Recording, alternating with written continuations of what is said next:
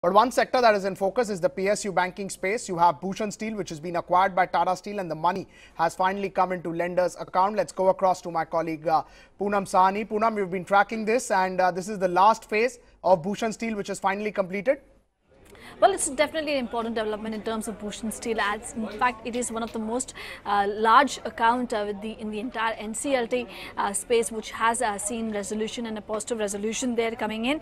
Tata Steel has acquired, the deal has been cemented between Tata Steel and Bhushan Steel, when Tata Steel has acquired Bhushan Steel, and banks in fact will be getting close to 35,200 crore in terms of this entire resolution. In fact, we should be seeing that this is fairly positive for the banks, because 35,200 crores is what the banks are getting versus the entire exposure of Bhushan to the banking system of nearly around 45,000 crore. Most of the banks did make over 60% odd provision in terms of Bhushan Steel, and as such SBI and PNB were two big lenders to Bhushan Steel. SBI exposure at 13,300 crore, PNB at 4,900 crore, followed by Canara, Bank of India, Bank of Baroda, Union Bank. Amongst the private space, we have ICICI as well as Axis Bank, which have close to around 2,000 to 2,500 crore of exposure. But to know that this entire recovery is likely to flow into the books of the banks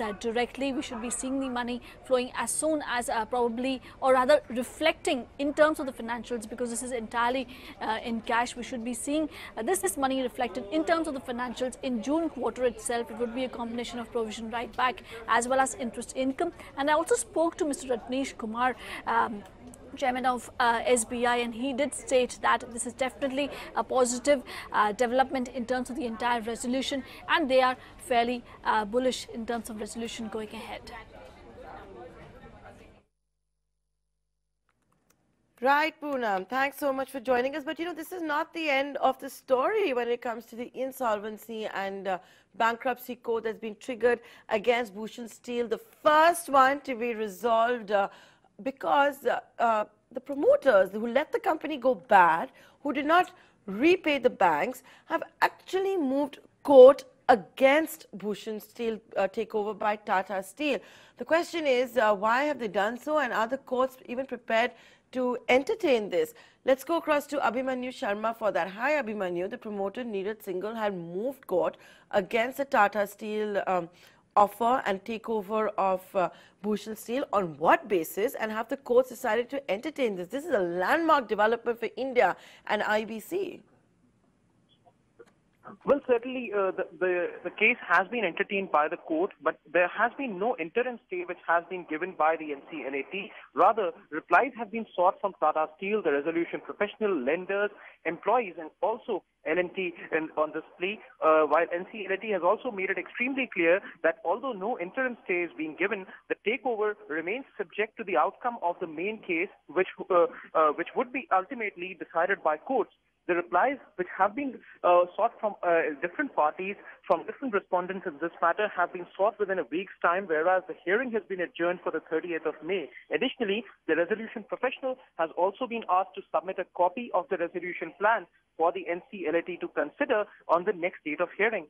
Something additionally, of course, what remains to be seen is what further observations would be made as far as this case is concerned, given the fact that today it was made extremely clear by the NCLAT that they are going to decide the law but not stall the process. Whereas L&T's appeal against the NCLT order is also likely to be heard tomorrow. So, of course, a plethora of developments taking place, but the NCLT maintaining that though the law requires to be decided, but the process also does not require to be stalled at any point of time. And the L&T appeal against the NCLT order would also be heard in due course. It is likely to be listed tomorrow, although it's not confirmed as yet. But something what remains to be seen is what would be submitted as part of... Abhimanyu, let me interrupt you there. Abhimanyu, I'm going to interrupt you there. Forget the technicalities. Talk to us and tell us what is the road ahead. Is there any kind of a roadblock, or is it a done deal? Tata Steel makes that offer for Bhushan Steel and gets it, and Neeraj Singhal has to live with that? Or is the court entertaining Neeraj Singhal in trying to stop this takeover, despite the promoters letting Bhushan Steel go bad? Look at the two Bhushan Group companies. Both of them owe banks almost 90,000 crores. Well, certainly, although the plea has been entertained, it does not mean that there is any roadblock for Tata as such, given the fact that there is no stalling of the process which has been indicated. It has been clearly indicated by the NCLAT that there is no stalling of the process which is taking place, although the opinion on law, the legal position may be clarified at a later date, but the hearing will go on. The case, of course, would be decided eventually, but there is no stay being imposed, which certainly does not keep any sort of roadblock to the process which is currently being carried out.